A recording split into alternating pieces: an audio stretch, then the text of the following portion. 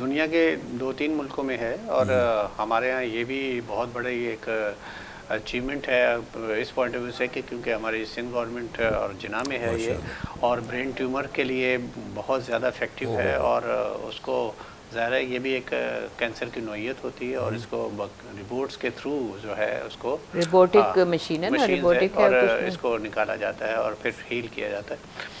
देखिए असल चीज़ ये है कि सेल्फ मेडिकेशंस की बात आप हमेशा करते हैं, आप लोग सुनते हैं सेल्फ मेडिकेशन कितनी ख़तरनाक हो सकती है, ख़ासकर हीमोफीलिया के लिए। आप देखिए बात यह है हमारे घरों में मेडिसिन्स पड़ी होती हैं, हम लोग अक्सर बग़ैर देखे उसका यूज़ करना शुरू कर देते हैं। कभी कभी तो हम एक्सपायरी भी नहीं देखते क्योंकि आपके पास कटी हुई टैबलेट आप लेते बाज़ार से ख़रीदते हैं तो उस पर एक्सपायरी नहीं लिखी होती। याद रखिएगा कि हमेशा याद रखिए जब आप किसी मेडिकल स्टोर वाले से लें कोई टैबलेट, अक्सर हम लोग लूज़ एग्जैक्टली। उसमें लेते हैं तो 2-3 ले ली, फिर वो एक इस्तेमाल की पड़ी रही, फिर उसके बाद हमें पता ही नहीं उसकी एक्सपायरी क्या है और हम खा लेते हैं। तो खुदा न खास्ता ये कुछ और भी मसला हो सकता है। एक तो ये हमारे घरों में एस्प्रिन पड़ी होती है, सर दर्द है एस्प्रिन ले ली, जोड़ों में दर्द है एस्प्रिन ले ली, बुखार है एस्प्रिन ले ली। ये हमारे यहाँ जो इंटीरियर है इन जगहों में बहुत ज़्यादा इस्तेमाल होती है एस्प्रिन, याद रखिएगा। एस्प्रिन ब्लड थिनर है, ब्लड को पतला करता है। और अगर खुदा न खास्ता ऐसा पेशेंट जो आपके घर में है जो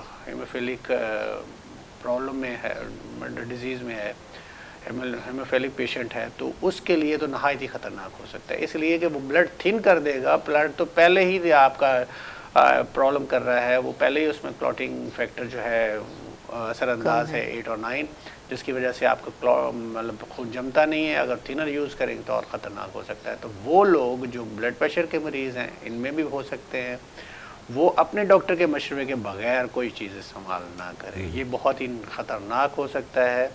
इसलिए कि जैसे कि डॉक्टर शबाना ने कहा 10,000 में से कोई एक पेशेंट, लेकिन जिसके हाँ ये पेशेंट होता है उनके लोगों के दिन में सुकून होता है ना रात को चैन होता है, वो फिर बहुत ज़्यादा डिस्टर्ब होते हैं।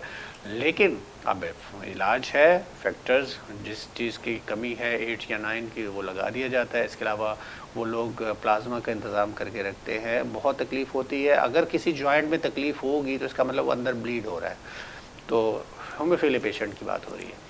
अगर उनके नी में पेन हो रहा है, अगर ख़ासकर ग्राइन की साइड पे, हिप की इस जगह में भी ऐसे पेशेंट को पेन बहुत होता है, तो फिर उसका ट्रीटमेंट होता है और उसके लिए भी डॉक्टर जो है फिज़ियोथेरेपी की तरफ भेजते हैं। तो फैक्टर लग गया, प्लाज्मा लग गया, फिर उसके बाद पेन को सबसाइड करने के लिए आपको फिज़ियोथेरेपिस्ट के पास भेजते हैं। फिज़ियोथेरेपी में उनकी मशीन्स लगती हैं और अल्हम्दुलिल्लाह आराम आ जाता है।